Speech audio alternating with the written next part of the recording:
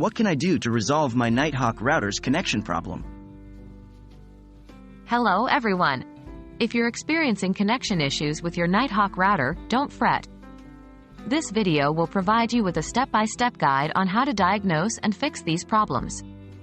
Let's get started. Have you tried turning it off and on again? The first step in troubleshooting any network issue is to restart your router.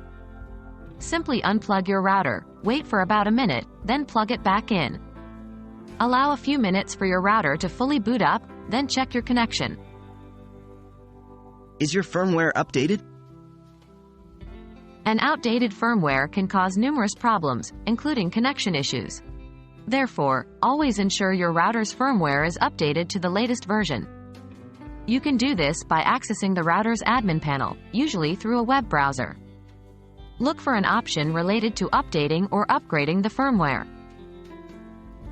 Is the problem with a specific device? If only a single device is having trouble connecting, it might not be your router's fault. Try connecting the problematic device to another network. If the problem persists, the issue likely lies with the device rather than the router. Have you tried a factory reset? If none of the above steps work, performing a factory reset might be necessary. Please note, this will wipe out all of your settings and configurations, so only use this as a last resort. Typically, there's a small reset button on your Nighthawk router. You may need a paperclip or something similar to press this button. Hold it for about 10 seconds, then release. Your router should reboot and return to its original factory settings. With these steps, you should be able to resolve most of the connection problems with your Nighthawk router.